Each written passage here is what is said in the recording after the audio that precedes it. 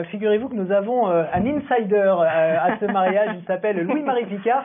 Il est en direct de Londres, pas de Windsor, puisque évidemment c'est à 1h15 de Londres, Windsor, mais c'est l'agitation quand même à Londres. Louis-Marie, bonjour, est-ce que vous nous entendez ? Je vous entends très bien, et vous ? Parfaitement. Alors racontez-nous, qu'est-ce que vous voyez, qu'est-ce que vous vivez? Dites-nous un petit peu comment Londres bruisse de ce mariage. Écoutez, déjà, il y a trois choses qui sont intéressantes. Je suis allé tout à l'heure à regarder, vous savez, les fameux kiosques à journaux londoniens. Et on voyait, par exemple, que je parlais avec le vendeur, et il me disait qu'aujourd'hui, bizarrement, il y en avait une qui sont parfois très drôles, comme The Sun qui disait I'm getting married en citant Meghan Markle. En fait, ils vendent moins aujourd'hui parce que toute l'Angleterre a les yeux rivés sur Windsor. Et justement, alors les Anglais, ils ont une attention toute particulière pour Prince Harry. Et ce qui est frappant, Louis, c'est qu'on se rend compte que la présence de Diana est en toile de fond. Et les Anglais, ils ont un vrai intérêt sur ce mariage, parce que quelque part, ils le connaissent depuis qu'il est tout bébé. Je crois qu'il est en 84, et surtout, ils ont vécu ses drames et ses joies, de ses dérapages, mais ils lui pardonnent tout. Parce qu'en fait, c'est un petit peu le fils de tout un peuple, Harry. Mais, qu'est-ce que vous voyez autour de vous? Est-ce qu'il y a des gens, comme on le voit souvent à Londres, déguisés, avec des drapeaux, des mugs, des maillots de bain à l'effigie de Harry et Meghan? Alors, j'en ai pas beaucoup vu. Vraiment, ce qui est sûr, c'est qu'il y a beaucoup de street parties. Ce qu'ils m'ont dit, c'est qu'ils vont se retrouver pour célébrer en fait le mariage, souvent dans les rues. Dans les pubs aussi, non? Les pubs doivent être remplis. Une grosse fête pour ce mariage. Et aussi, il y a beaucoup de gens qui m'ont dit, désolé, je ne peux pas trop vous parler, parce que là, il y a le mariage, il faut les regarder. Et aussi d'autres qui disent, voilà, Meghan Markle, on espère qu'elle va aller bien, parce que voilà, comme son père n'est pas là, il n'y aura que sa mère.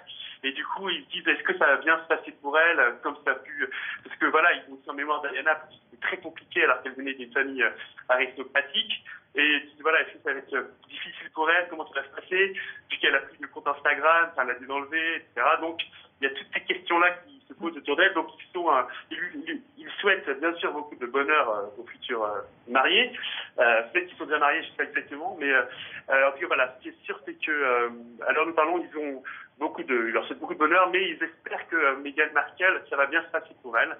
Et le fait qu'elle soit américaine, etc., je pense que pour l'instant, voilà, il y a beaucoup de questions autour d'elle, mais je pense qu'ils sont très heureux de ce mariage. Alors, comment ça se passe à Londres? Parce qu'à Windsor, évidemment, les gens vont voir passer Meghan, vont voir passer Harry, il va y avoir également le carrosse. Mais vous, à Londres, vous allez voir quasiment personne. Alors, est-ce qu'il y a des écrans géants dehors? Racontez-nous. Alors d'après ce que j'ai entendu, à Westminster, normalement, il y aura un écran géant, il y aura des free parties. Beaucoup de gens en fait dans leur quartier vont se retrouver, comme je disais tout à l'heure, pour pouvoir justement suivre ce mariage. Parce que c'est quand même quelque chose qui regroupe toute la nation. Il y a une personne qui disait qu'en fait, qu'on soit royaliste ou non, c'est surtout un moyen de célébrer quelque chose ensemble, comme vous savez, l'Angleterre a été frappée ces derniers temps par un attentat à Manchester, comme il y a eu différentes attaques. Et ben voilà, la naissance du petit prince Louis, et ben ça les ravit. Et d'ailleurs, une personne disait c'est bien parce que ce mariage, c'est ça qu'on va vraiment le célébrer, notamment à Westminster, parce que le prochain mariage avec une envergure internationale, ce sera peut-être le prince George dans 20, 25 ans, 30 ans, on ne sait pas encore. Donc c'est ça, voilà, il y a une grande ferveur autour de ce mariage. Pour l'instant, les gens sont assez chez eux, sont vraiment derrière la télévision. Et je pense que c'est plus tard que ils célébreront ça avec leurs voisins dans leur petit jardin so British.